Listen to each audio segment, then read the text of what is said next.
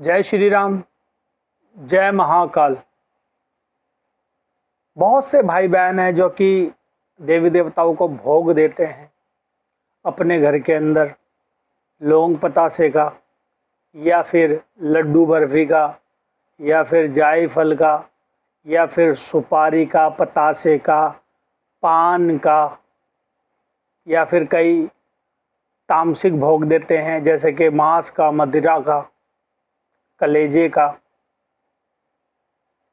तो आज इन सभी के विषय के अंदर कुछ बढ़िया बताने की कोशिश करूंगा। ध्यानपूर्वक सुनना, समझना इस वीडियो को। बहुत सारे भाई बहन हैं जो कि यूट्यूब देख करके या फिर सोशल मीडिया देख करके या फिर किसी बुक के अंदर देख करके देवताओं को भोग देने लग जाते हैं।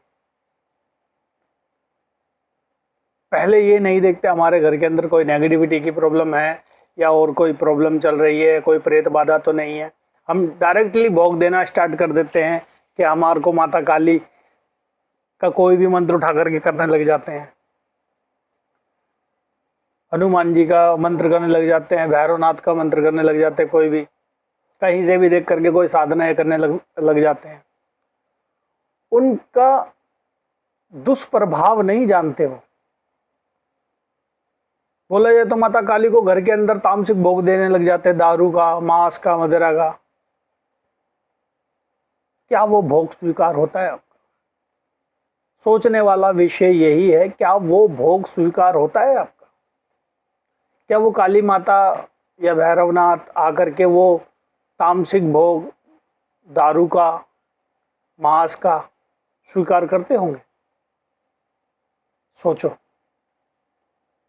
और अगर आप ये सब भोग दे रहे हो, उसके बावजूद भी आपके घर के अंदर परेशानियां क्यों आ रही है? सोचो। क्यों कार्य नहीं बन रहे हैं आपके? क्यों काम के अंदर अड़चन आ रही है? क्यों बनते बनते काम बिगड़ जाते हैं? कभी किसी की तबीयत खराब हो जाती है, कभी किसी के घर के अंदर तबीयत खराब हो जाती है, शादी विवाह के अंदर दिक्कतें आ रही है भोग देने के बावजूद भी।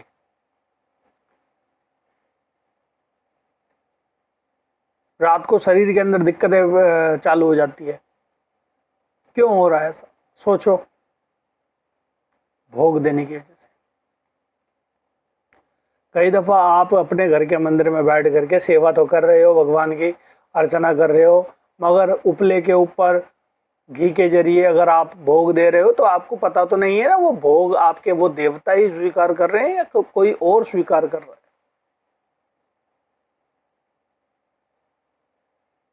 एक बात और कहूंगा, भूल से भी कोई भी बिना गुरु के साधना मत करना भाई। बिना गुरु के कोई भी साधना मत करना। अगर आप साधना करते हो और साधना करके और अगर किसी भी देवता को भोग दे रहे हो ना, तो बिल्कुल गलत है। बिना गुरु के आपको नहीं पता कहीं वो भोग कोई नेगेटिविटी तो नहीं खा रही, कोई नेगेटिविटी तो नहीं लेके जा रही उस भोग को। सोचने की कोशिश करो।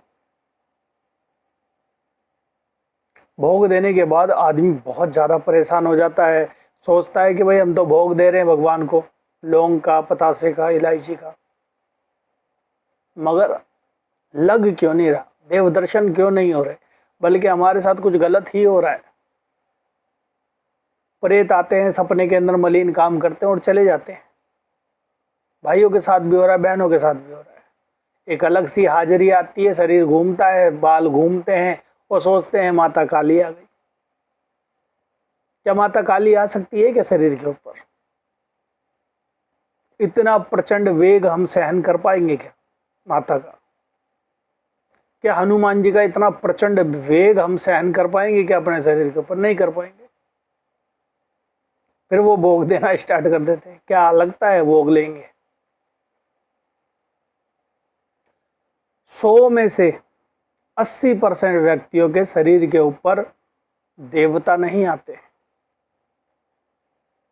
ये समझना, 100 में से 50% 80% व्यक्तियों के शरीर पे देवता नहीं खेलते। पहले उस देवता को, उस माता को चेक करो, परखो कि जो आपके सर के ऊपर खेल रही है वो माता ही है, कहीं कोई प्रेत आकर के खेल करके अपने आप को माता बनवा करके पुजवा रहा है। शरीर के ऊपर अगर कोई भी देवता आ जाता है, माता काली का नाम लेता है, आप सोचते हो माता काली आ गई, वो बोलती है मेरे को ये भोग दो, आप उसको वो भोग दे देते हो। जहां भोग देते हो, जैसे ही भोग देते हो, वो आपका गलत करना स्टार्ट कर देती है और आपके शरीर में फंसी रह जाती है।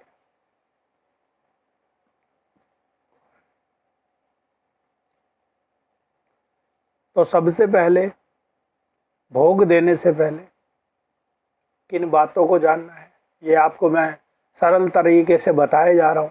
अगर कोई देवता आपके शरीर के ऊपर आकर के बोल रहा है कि भोग, मुझे ये भोग दो, मांस का भोग दो, मदिरा का भोग दो, कलेजे का भोग दो, बिल्कुल भी मत देना।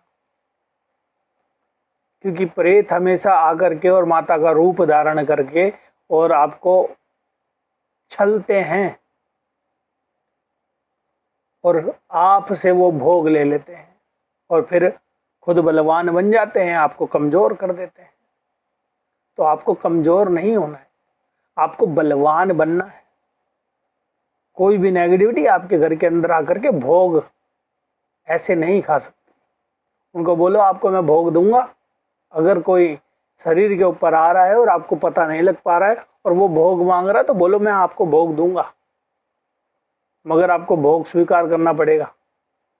कहाँ? मंदिर में जा करके। जो भी माता काली का मंदिर होगा, जो भी भोलेनाथ का मंदिर होगा, हनुमान जी का मंदिर होगा, मेहंदीपुर बालाजी का होगा, या फिर दिल्ली वाली कालका का होगा, किसी भी मंदिर में जाकर के मैं भोग दूंगा और वहां से आपको भोग स्वीकार करना पड़ेगा। अगर वो देवता का अंश है तो वो जाकर के वहीं से भोग स्वीकार करेगा आपसे। नारियल का भोग दोगे, ठीक है। और अगर वो बोलता है आपको कि घर पे भोग दे, बिल्कुल भी मत देना,